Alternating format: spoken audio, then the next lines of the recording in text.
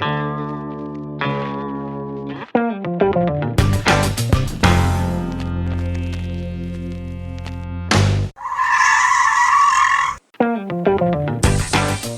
right, hey everybody, welcome to episode 7 of the Stop and Give Me 20 podcast. 20 minutes with some of the world's top fitness professionals.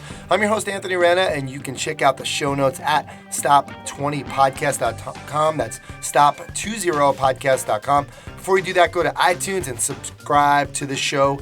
Leave us a rating and a review. It's going to help us out. We're still a new show, so that's going to help us out.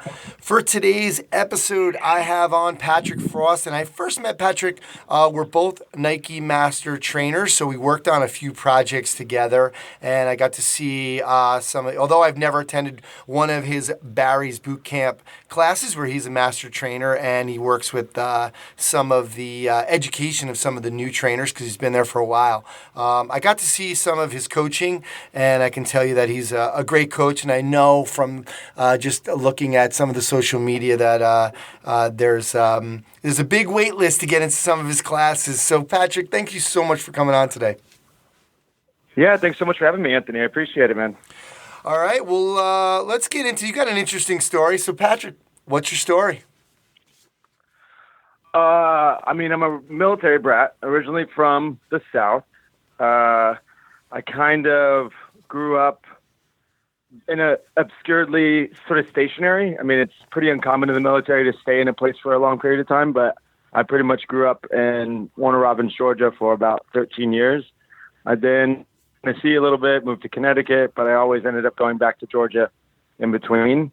I probably got really big into athletics at a young age, but I would say that I sort of played all sports. So I really stuck to, it sounds corny, but I'd love to say I'm an athlete, but at the end of the day, I think I'm more of a gym head. My cousin was a professional bodybuilder, and so I remember witnessing him like bench 580 for the first time with like 2 spotters on either side. Wow. And at 12 years old, you're just thinking to yourself, I want to do that one day. So I think my fitness journey sort of started early, and I sort of started training with him on and off through the years, visiting him in Connecticut with my other cousin. Like when you saw that, were you kind of, I got to go get a weight set? Did you go out and get one, or?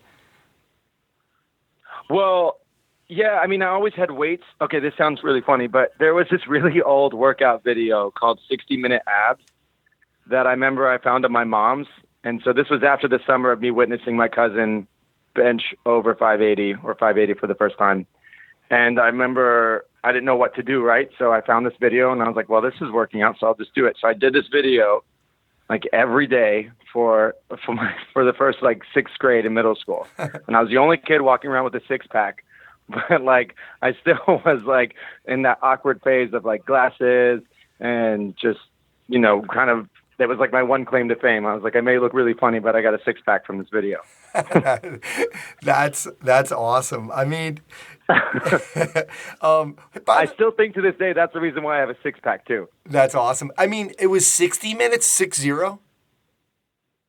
No, I'm sorry, 6 minutes. Oh, 6 minutes. I said it fast. Okay. 6 minutes. Awesome. Yeah, awesome. 6-minute abs. Cool. So that was just like 6 minutes 3 times a week. No, like every day. Yeah, I was obsessed with it. I did it like 7 days a week. Yeah. There you go. And then I slowly started getting into weights with my cousin after that during the summer. Very cool. I got to ask though, where's the accent? Where'd that go? I have an accent? No, where'd it go? Like Georgia. You're from Georgia. Oh, where'd it go? Nothing. Yeah. So my dad's from West Hartford, Connecticut. So I used to grow up every summer going up there. And when I go back home, my mom is very Southern, by the way. It's like switching from AM to FM radio. It's like a complete mind blow from my dad to my mom. So I think it depends on who I'm around longer. But yeah, if I talk to my mom for like an hour, I'll have that Southern accent a little bit. But I've never had like a thick twang. Yeah. All right. Yeah. Now, who was your superhero growing up? Who's that person that kind of influenced you a lot? When I first heard you were a military brat, I figured you were going to be running around all over the place, and it might be tough. But you said you were pretty stationary. So, who was your superhero growing up? So my sisters and I were 7 and 14 years older than me. So my oldest sister was sort of like a mom figure, but my other sister, who's 7 years older than me, her name is Katrina. She was definitely probably one of my heroes for the most part. She always sort of protected me. Like anytime I had any altercation, she just was always like, had that big sister vibes. And I kind of love that I come from a family of very like strong, independent females. I think that in general, just I have a tendency to sort of want to be around a strong female now in my present day. And I think that's just because of being around my mom, my two sisters. Growing up, they just taught me what, independence looks like. And I kind of I sort of learned from them a bit. I mean, I love my dad, but my sisters were really active in my life growing up. Yeah, that's interesting too, because I think obviously you think it was the age difference, that because they were Definitely, able to. yeah. That's cool. Yeah. Because usually you see the fighting when it's a little bit closer. Right. I mean, we used to wrestle up until I was like 14 or 15. So my sister's like a tough broad. Like you don't mess with her. So I think I kind of love that attitude about like just that strong, like she was the first one to go to college. She really taught me how to manage money at a young age. I lived with her my senior year of high school. I moved out of my parents' place and lived with her. So I think in general, she's always been a little bit of like my yin to my yang. So I definitely have mad respect for my sister growing up. For sure. Very cool. Who out there now? Who's your superhero now? Who's doing some great things that you kind of, maybe changing the world that you feel like you're trying to emulate? Like professionally or like just in general? Yeah, just in general.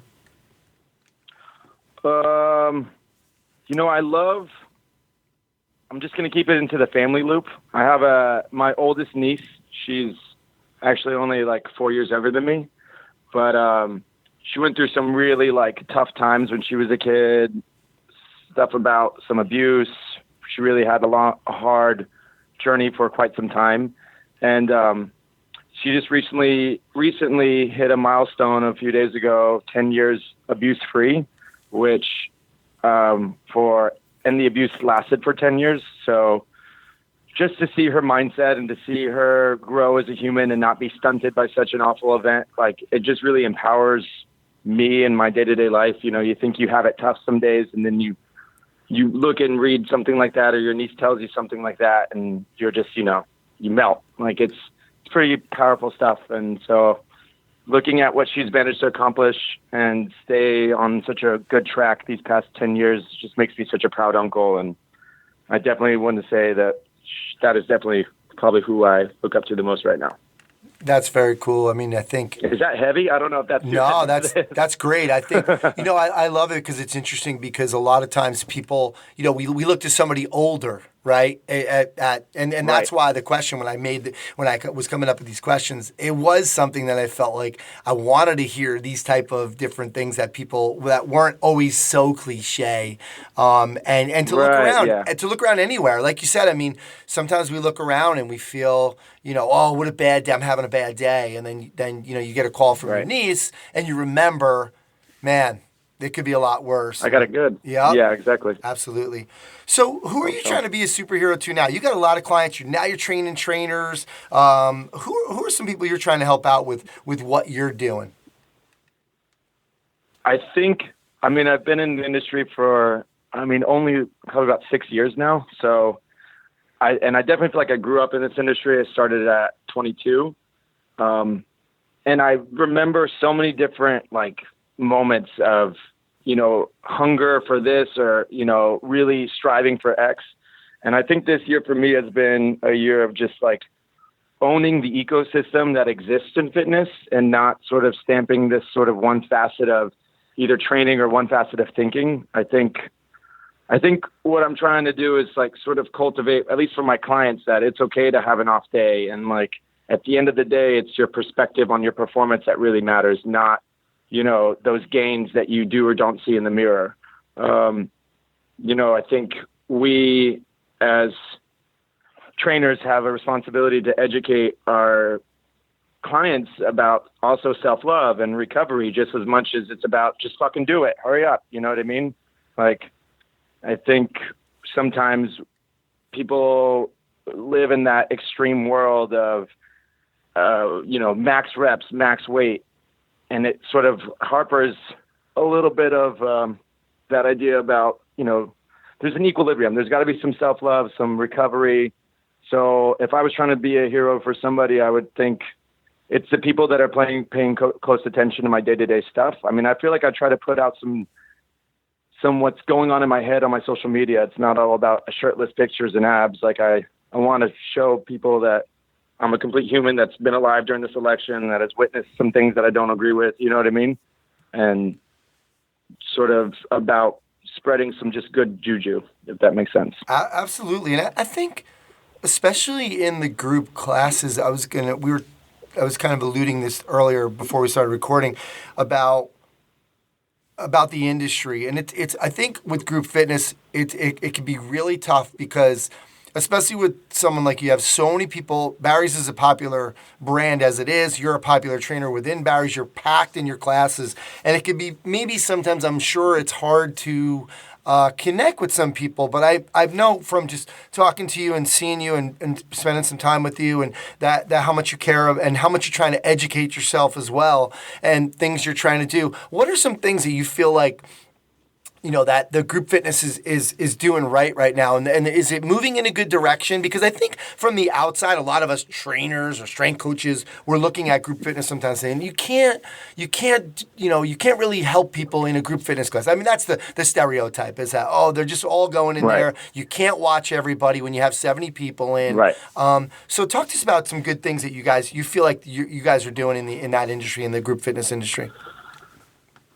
Well, that is definitely a loaded question. I think, New York is such a specific sort of market. I think in New York, what I've noticed the most is you get these type A people that love a good beatdown, right? And what is happening, I think, and I see sort of the forecast of the future that's going to lead group fitness to something else is, people are getting injured. And with injury usually comes, and hopefully comes, some sort of understanding about their body a little better. And then I think these clients are going to be a little bit more hungry about educating themselves. So we're going to be left sooner or later with these clients that are injured and are knowledgeable about what is good and what is bad. I think what's going to happen is there's going to be some sort of niche market that's going to open up that's between that sort of box gym and group boutique studio fitness where it's just a finer tuned method. It may not be as high end as like a private trainer, but I think the more that group fitness instructors can educate themselves about just simple things like warming up or activations or just cool down or breathing techniques and little things like that, the better they can finesse their group fitness that they have now. But I do think that I think in general, there's a big movement pushing for recovery for group fitness, which is nice to see. I think that is a necessity right now. And I think people are like reaching for it big.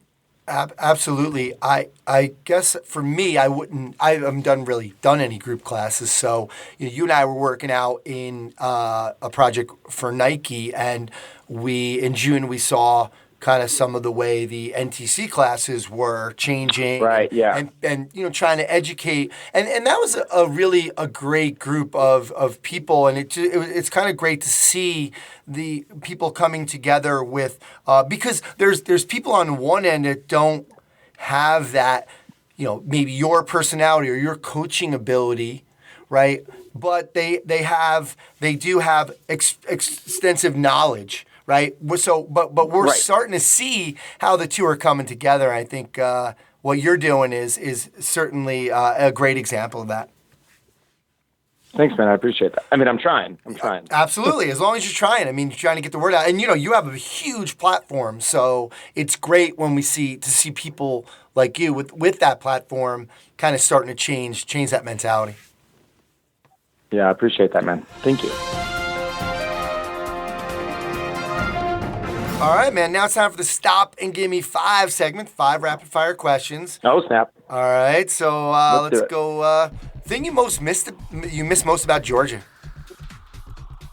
The Georgia National Fair in September. Nice. Food. All the food. All Yeah. right. Exercise you cannot live without in your classes. In my classes, I love a good hollow hold or extended plank. All right. And when you Either say one. extended plank, how long?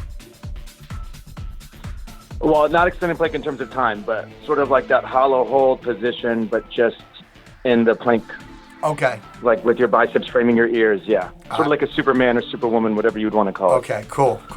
Weirdest thing that's happened in a class? Like a bowel movement, probably. See, that was a loaded question, too, because I kind of knew from another story there from a time we were together. Anyway, I know you're a movie buff. Favorite movie of all time? Okay, Boondock Saints or Stigmata. Either one. Wow, nice. All right, last one. You talking about, you missed a little bit about the food in Georgia. Favorite cheat food? I'm a cornbread connoisseur. I love anything with cornbread. So like hush puppies or just classic cornbread, I'm down for it. Nice. Fritters, all good. All right. Southern roots coming out there. Good stuff. Yeah, for sure. Patrick, are you working on anything right now that's kind of getting you really excited? Right now, actually, at this very moment, Barry's Bootcamp is hosting or helping feed the NYC Foundation. We have a spot now in Chelsea Piers. We've already reached our goal of over $3,000, which we've exceeded, which is great. And that's just going to help people who are hungry for this holiday. Then, in general, I mean, we're blowing up at Barry's. Our next, I don't even know if I can say this.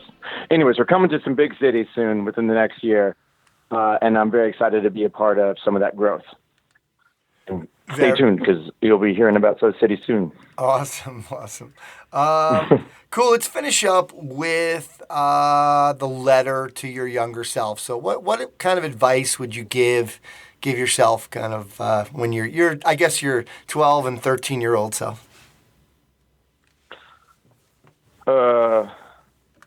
This is like that cliche moment, right? Everybody's like, "You can do it. Stay strong. Be patient. It'll come." I think Exactly.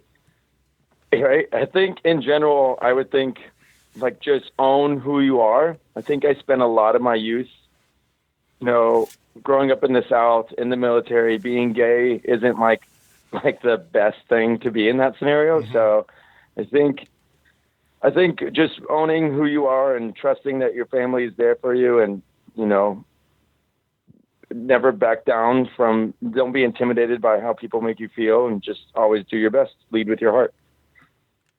All right, good stuff. Well, and all that other cliche stuff. All the other cliche. There you go. Yeah.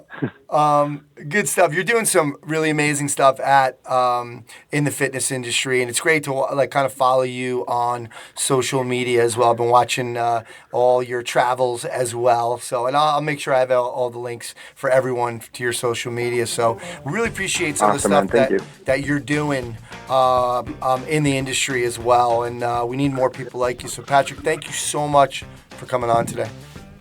Thank you so much, Anthony. I really do appreciate you for having me. I enjoyed our little talk. This was like sitting on a couch with like a best friend. All right, well, that's going to do it for episode 7 of the Stop and Give Me 20 podcast. Thanks again to Patrick Frost. Make sure to check out all the links to all his stuff at stop20podcast.com. Don't forget to subscribe to the show. Leave us a review and a rating. It's really going to help us out right now. Remember, we're a new show. My name's Anthony Rena. Thanks so much for stopping by.